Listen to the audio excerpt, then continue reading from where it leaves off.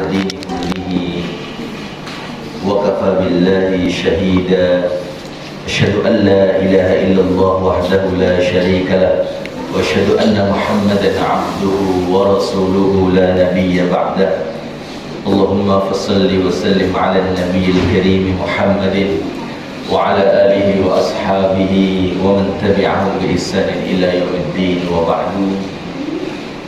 Jemaah salat maghrib Masjid Al-Barakah yang insyaallah senantiasa Allah limpahkan keberkahan. Puji syukur kepada Allah Subhanahu wa taala senantiasa kita panjatkan atas nikmat-nikmat yang Allah berikan kepada kita. Bahkan hingga detik ini alhamdulillah masih kita nikmati nikmat-nikmat itu. Atas nikmat itu kita bersyukur kepada Allah Subhanahu wa taala. Dan mudah-mudahan hadir kita di majelis ini Allah catat sebagai kebaikan yang insyaallah memberatkan timbangan kebaikan kita pada hari kiamat. Amin ya rabbal alamin. Salawat dan salam semoga Allah senantiasa limpahkan pada Nabi kita Muhammad sallallahu alaihi wa alihi wasallam yang menjadi teladan bagi kita semua. Hadirin jamaah rahimakumullah, kaya miskin adalah merupakan sunnatullah dalam kehidupan. Artinya akan selalu ada kaya atau si kaya dan selalu ada si miskin. Kenapa? Karena tidak mungkin disebut kaya kalau tidak miskin, atau kalau tidak ada yang miskin. Begitu juga sebaliknya, tidak mungkin disebut ada si miskin kalau tidak ada si kaya. Jadi selalu ada duanya dalam kehidupan. Ketika kita memperhatikan firman Allah Subhanahu wa taala dalam surat Az-Zukhruf ayat 32, a'udzubillahi minasyaitonir rajim, ahum yaqsimuna rahmat rabbik, apakah mereka yang membagi rahmat Tuhan? Nahnu qasamna bainahum ma'isyatahum fil hayatid dunya, kamilah yang membagi di antara mereka kehidupan mereka di dunia. Wa rafa'na ba'dahum fawqa ba'din darajat, dan kami angkat sebagian yang lain atas sebagian mereka beberapa derajat. Liyattakhidha ba'duhum ba'dan sukhriya, agar sebagian yang lain atau sebagian mereka mempergunakan atas sebagian yang lain. Wa rahmatu rabbika khairum mimma yajma'un, dan rahmat Tuhanmu lebih baik daripada apa-apa yang mereka kumpulkan. Hadirin jamaah rahimakumullah, maka kalau kita perhatikan dari ayat ini, tidak ada yang dipertentangkan. Bahkan Allah Subhanahu wa taala menegaskan, aku angkat sebagian yang lain, sebagian dari mereka atas sebagian yang lain. Memang berarti ada penegasan, memang ada yang Allah lebihkan di antara mereka dari sisi harta. Karena itu yang diperlukan adalah bagaimana mempersaudarakan atau mensilaturahimkan, menghubungkan di antara mereka sehingga terjalin hubungan yang baik antara yang kaya dan yang miskin.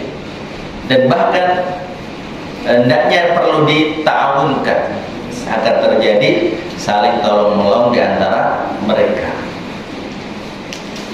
Oleh karena itu diriwayatkan dari Umar bin Khattab dari Nabi sallallahu alaihi wasallam annahu qala inna likulli syai'in miftahun wa miftahul jannati hubbul masakin wal fuqara.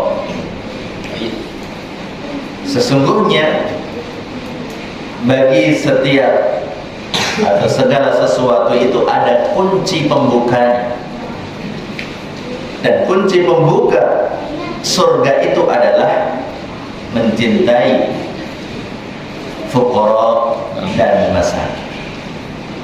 Oleh karena itu kaya dan miskin di dalam Islam itu tidak saja dilihat dari segi materi saja, akan tetapi sekaligus menyangkut rohani. Jadi kaya materi dan rohani, atau miskin materi dan rohani. Maka dalam hal ini akan ada 4 kelompok, yaitu mereka orang yang pertama itu mereka yang kaya secara materi sekaligus kaya secara rohani. Allah Subhanahu wa taala berfirman dalam surat An-Nahl ayat 97, "Man 'amila sholihan min dzakarin aw untha." Barang siapa yang beramal soleh, baik itu laki-laki atau perempuan, wa huwa mu'min, dan ia beriman, falanuhyiyannahu hayatan thayyibah, maka sungguh aku berikan kehidupan bagi mereka, baginya kehidupan yang baik, walanajziyannahum ajrahum bi ahsani ma kanu ya'malun, dan sungguh akan kami berikan mereka balasan sebaik-baik balasan atas apa yang mereka lakukan.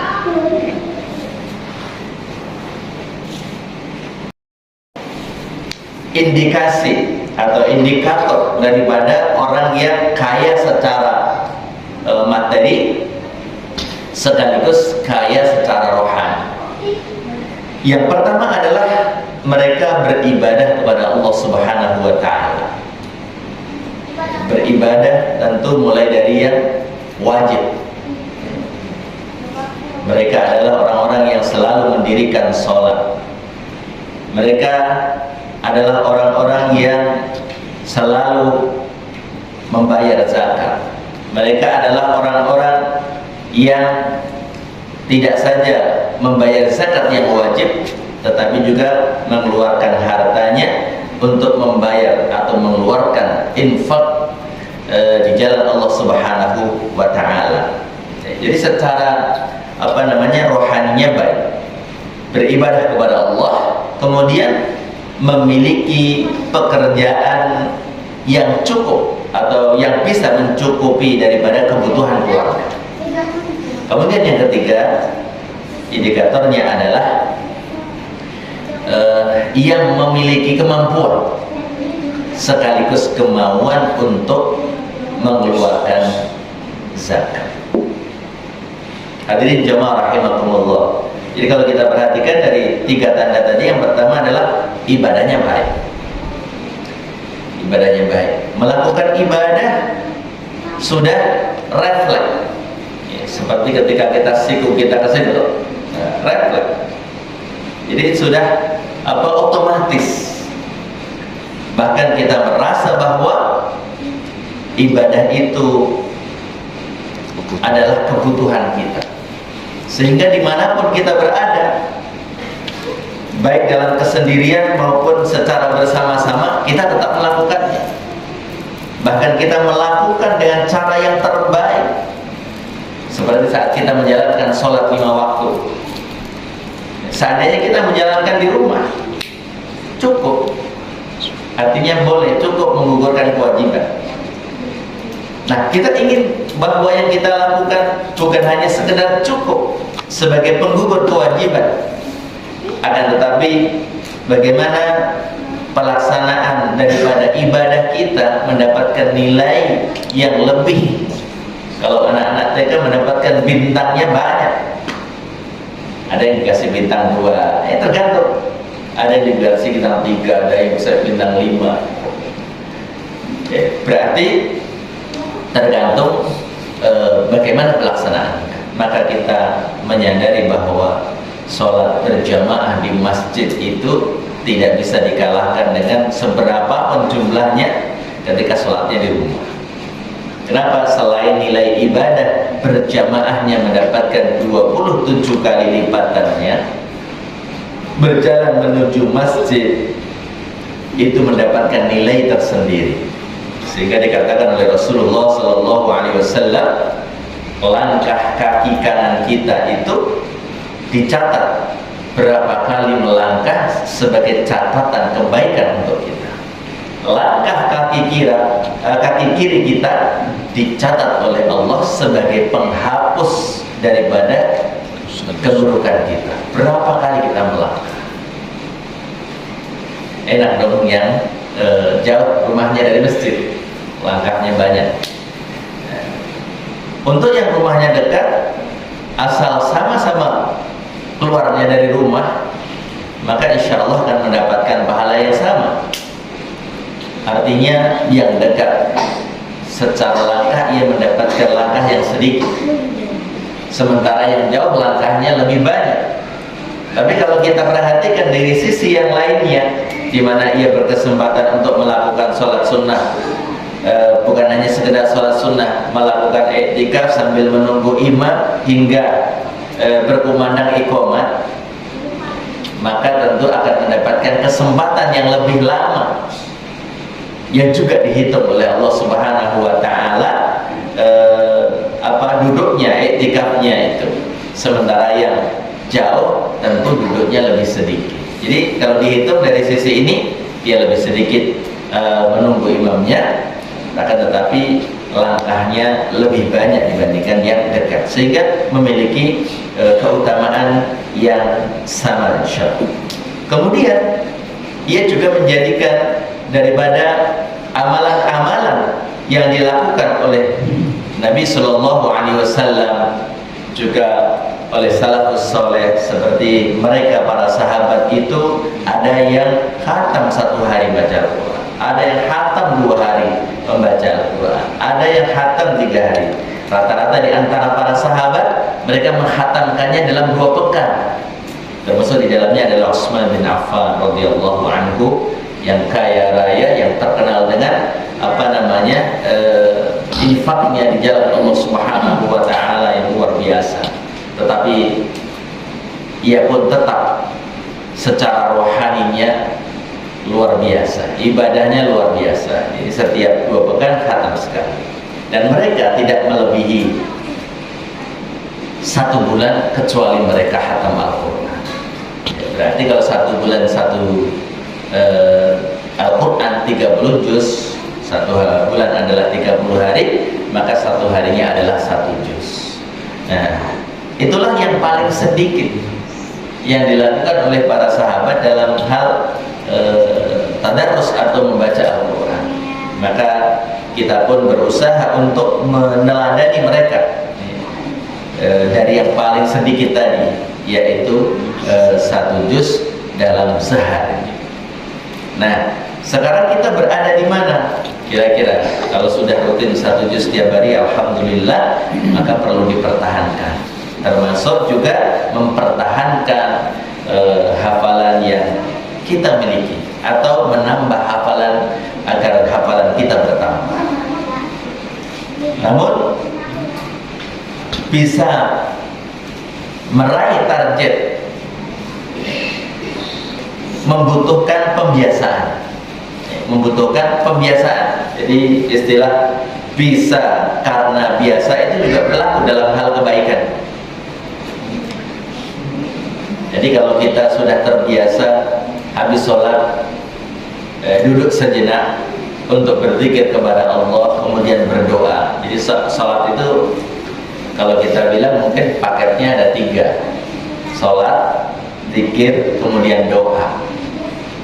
Zikir memiliki keutamaan tersendiri ya, setelah sholat itu. Kemudian juga doa, yang mana doa juga adalah perintah Allah Subhanahu wa Ta'ala untuk kita lakukan. Dan doa setelah kita melakukan sholat fardu adalah doa di waktu yang mustajab.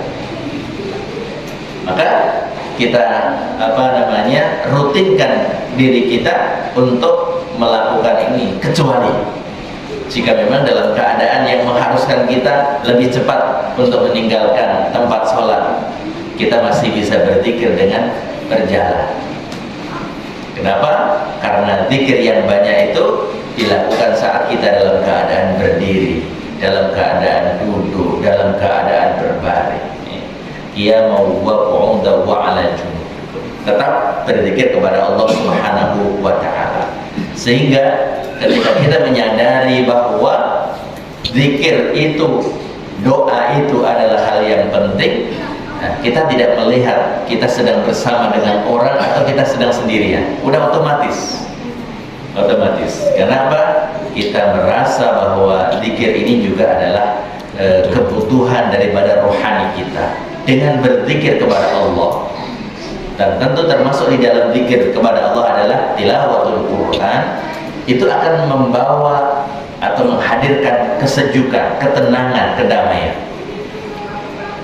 Sehingga kalau ada rumah yang ditemukan suasananya panas, mungkin bisa dilihat bagaimana tadarus kita di rumah. Kira-kira terbatas sekali atau bahkan jarang umpamanya tadarus di rumah. Sehingga perlu ada jadwal yang rutin. Umpamanya kalau kita tidak bisa setiap hari, kapan kita bisa duduk bersama keluarga, suami, istri, anak-anak, walaupun mungkin seminggu sekali tadarus bersama. Umpamanya zikir pagi atau zikir sore bersama. Jadi ada kebersamaan, kemudian ada kedamaian yang kita dapatkan dalam pelaksanaan daripada zikir kepada Allah Subhanahu wa Ta'ala. Selain tentunya Allah catatkan bagi kita pahala. Kemudian yang ketiga, dengan zikir itu Allah Subhanahu wa Ta'ala memberikan perlindungan kepada kita.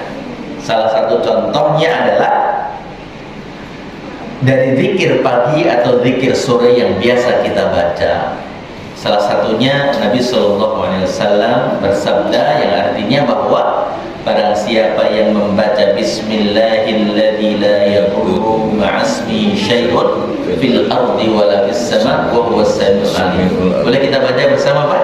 Bismillahilladzi la yadurru ma'asmihi syai'un fil ardi wala fis sama'i wa huwas samiul alim.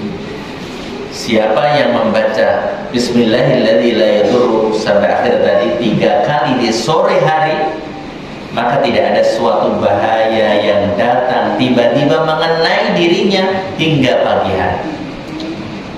Kalau ia baca di pagi hari, maka tidak ada suatu bahaya yang datang mengenai dirinya hingga sore hari. Nah, dari sini tentu kita menjadi tahu bahwa kenapa ada zikir pagi, ada zikir sore. Ternyata kita mendapati bahwa ada zikir yang kalau kita baca di sore hari, selesainya sampai pagi hari, ada keutamaannya Allah berikan hanya sampai pagi. Maka perlu kita baca di pagi hari agar Allah berikan keutamaan hingga sore hari.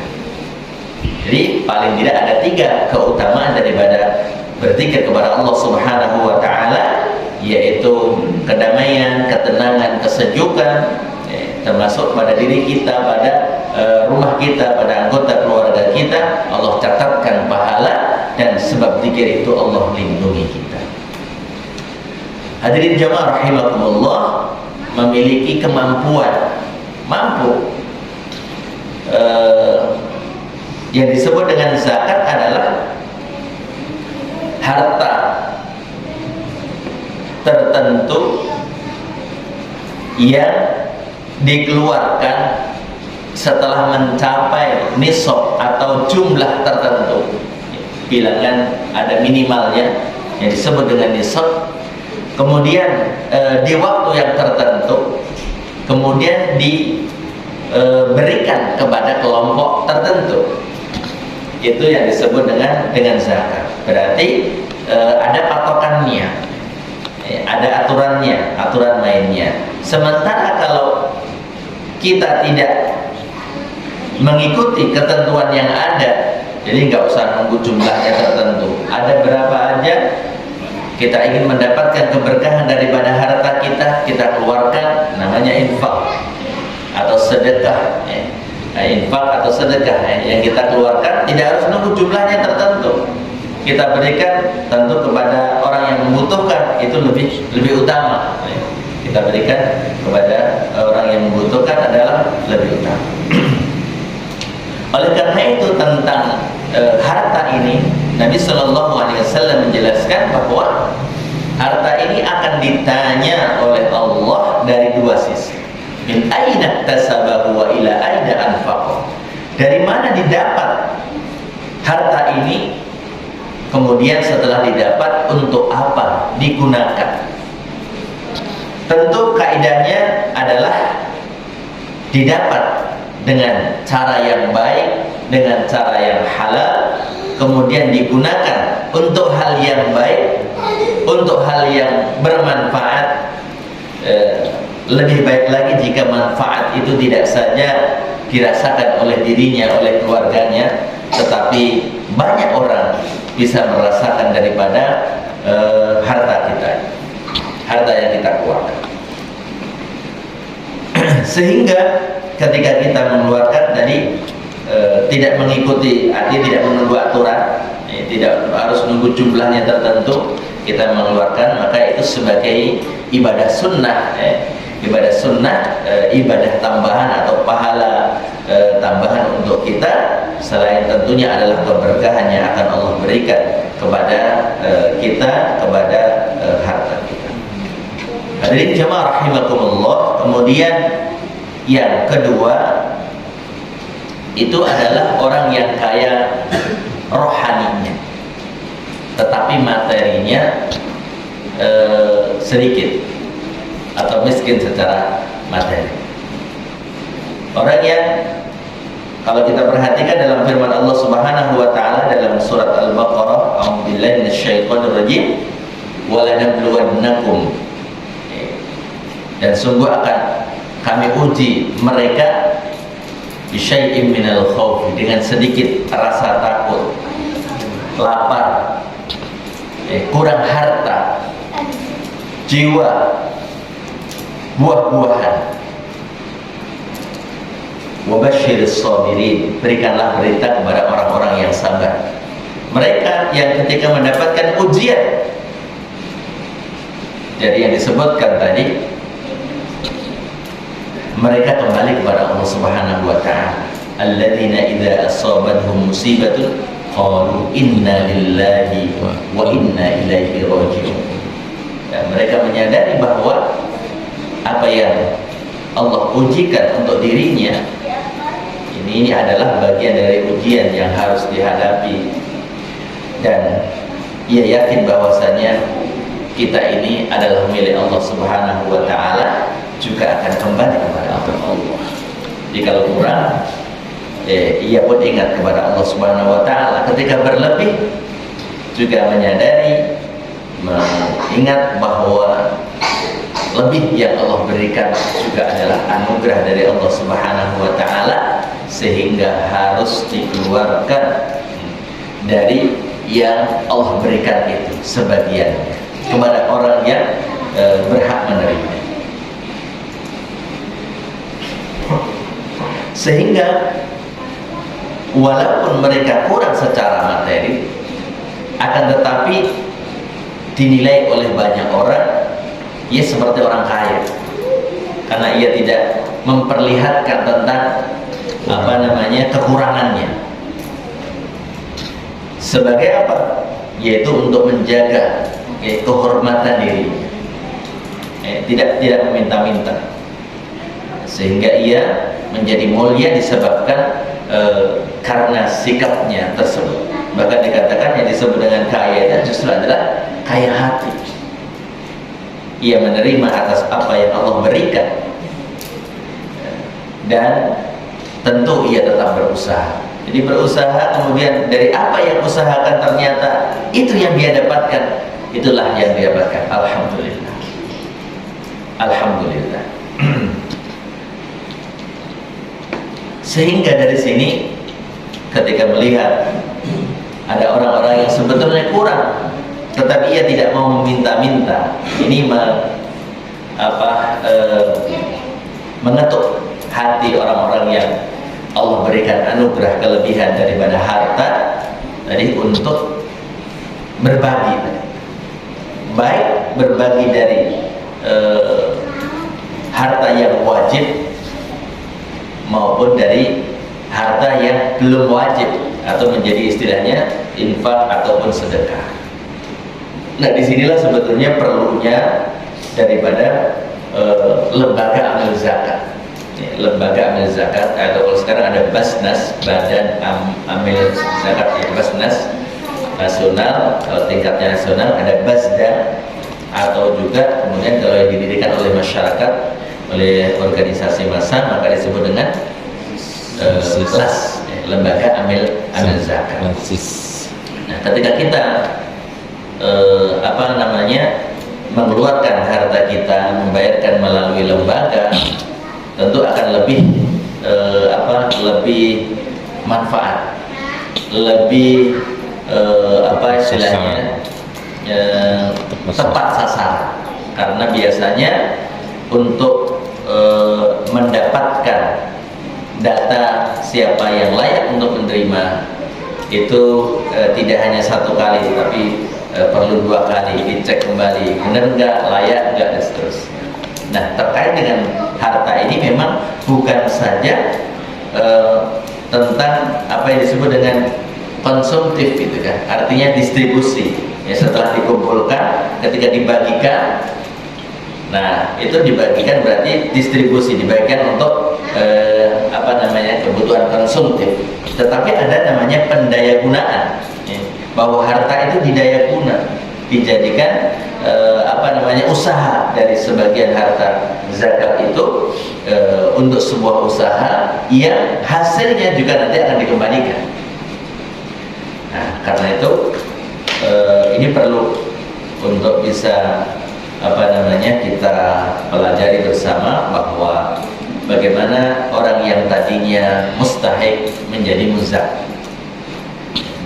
Itu ketika tadi ada pemberdayaan daripada harta yang zakat yang sudah dikumpulkan, kemudian dikelola oleh badan amil zakat tersebut atau LAS tersebut.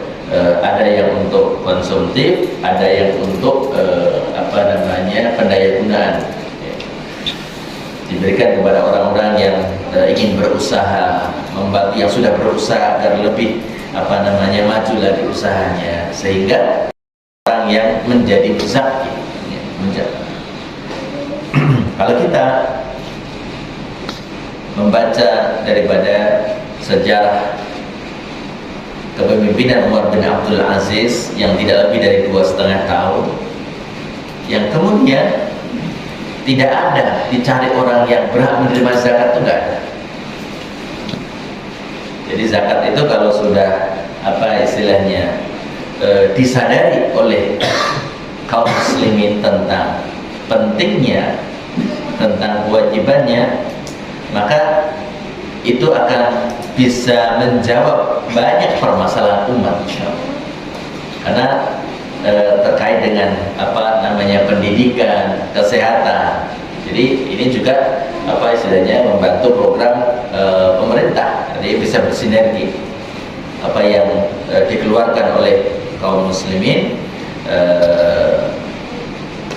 kemudian diberikan kepada orang-orang yang berhak menerimanya, sehingga pada saatnya adalah yang kita inginkan bukan saja masalah-masalah itu terurai, akan tetapi sekaligus tadi nggak ada lagi orang yang menerima zakat. Ini luar biasa.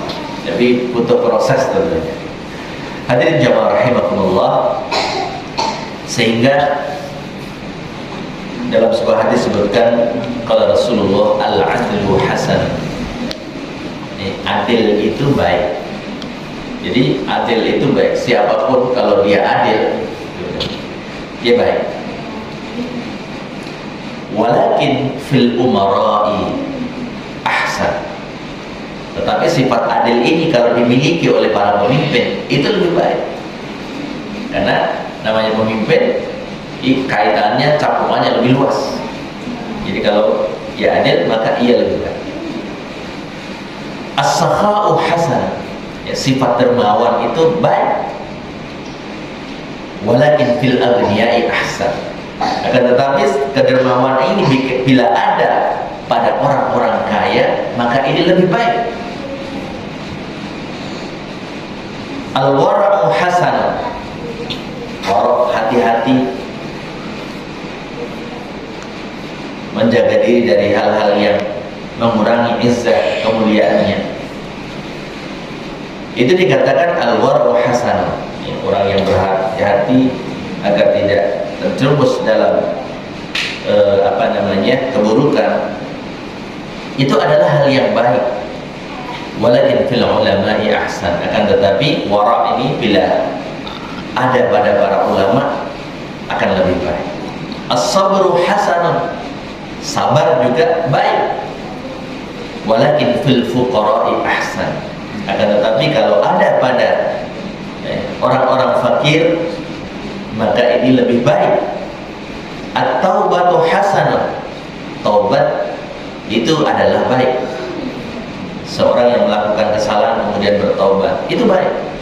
Tetapi kalau taubat itu ada pada para pemuda maka itu lebih baik. Sudah muda atau masih muda tapi memiliki sikap selalu bertaubat kepada Allah Subhanahu wa taala, maka ini akan lebih baik. Al-haya'u hasanah, sifat malu itu baik. Walakin fin nisa'i ahsan, kalau saja sifat malu itu ada pada para wanita maka tentu lebih baik. Hadirin jamaah rahimakumullah, yang ketiga adalah kaya materi tapi miskin rohaninya. Nah, yang seperti ini biasanya udah tidak mengenal lagi yang namanya halal dan haram. Atau kalau seandainya caranya halal, tapi begitu mendapatkan bisa digunakan terhadap yang tidak halal. Jadi abai terhadap aturan yang ada.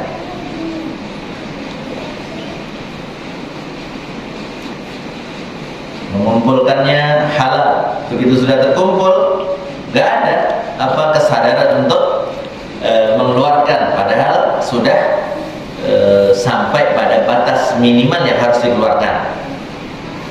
Maka kelompok yang seperti ini Allah Subhanahu wa taala berikan gambarannya, falamma nasu ma dzukiru bihi, ketika mereka melalaikan dari apa yang telah diberikan peringatan, fatahna alaihim abwaaba kulli syai', aku buka segala sesuatu, jadi pintu-pintunya dibuka, segala sesuatu yang dibuka oleh Allah Subhanahu wa taala bagi mereka. Hatta idza farihu bima utu, akhirnya apa? Karena semuanya dibuka oleh Allah, wah ini kesempatan. Mereka bergembira, bersenang-senang atas keadaan ini. Akhadna, saat dia bersenang-senang, akhadnahum baghtatan fa idahum mublisun, maka aku ambil sekonyong-konyong, tiba-tiba fa idahum mublisun, dan mereka putus asa. Maka kondisinya adalah rohaninya yang miskin, walaupun kaya secara materi. Kemudian yang kelompok yang keempat itu adalah ini sudah kurang secara materi tetapi kurang juga rohaninya, dengan miskin rohaninya. Ya, mungkin ini yang kita sebut dengan orang yang rugi sudah materinya kurang, miskin, rohaninya juga miskin. Ini yang mungkin gambarannya adalah orang-orang yang melakukan segala sesuatu dan semaunya, abai juga terhadap aturan-aturan yang ada. Jadi cenderungnya berbuat itu ya semaunya, berbuat semaunya. Bahkan terkadang ada yang istilahnya nantangin orang, seksa aku juga yang rasain, sudah meninggalkan, sudah abai terhadap aturan, tapi terkadang malah nantang. Ya, biarkan orang seksa di sana ini, seksa yang rasain saya juga, bukan kamu. Karena itu termasuk balasan yang memang belum Allah tambahkan. Tapi kalau kita mau membaca ayat-ayat kauniyah, tanda-tanda kekuasaan Allah Subhanahu wa taala. Jadi ayat-ayat Allah itu ada yang qauliyah yang dibaca, itu Al-Qur'anul Karim kita baca. Kemudian juga ayat-ayat kauniyah, tanda-tanda kekuasaan Allah yang terjadi di alam. Maka apa yang sudah Allah Subhanahu wa taala kisahkan dalam Al-Qur'an dari umat-umat terdahulu yang kontak diberikan azab oleh Allah Subhanahu wa taala, itu cukup menjadi pelajaran bagi kita. Memang umat Muhammad itu diantara yang Allah berikan adalah ketika ingkar atau bermaksiat kepada Allah tidak kontak diberikan azab. Maka ketika kita bangun di pagi hari, alhamdulillahilladzi ahyana ba'da ma amatana wa ilaihi nusyur. Terima kasih ya Allah untuk bangunkan aku. Ya, berarti ada kesempatan untuk menambah kebaikan, kesolehan. Berarti ada kesempatan untuk melakukan pertaubatan kepada Allah Subhanahu wa taala. Jadi kesolehannya saja sebetulnya itu sudah menghapuskan keburukan-keburukan. Maka Allah firmankan, innal hasanati yudhibnas sayyi'at. Kebaikan-kebaikan itu menghapus daripada keburukan-keburukan. Jadi di antara bentuk pertaubatan kita adalah ketika kita memperbanyak amal-amal soleh kita. Itu berarti menghapuskan daripada keburukan-keburukan kita yang telah lalu. Demikian jemaah sekalian yang bisa saya sampaikan dalam kesempatan kali ini. Ada benarnya atas bimbingan Allah Subhanahu wa taala, salah khilaf mohon dimaafkan. Wassalamualaikum warahmatullahi wabarakatuh. Waalaikumsalam.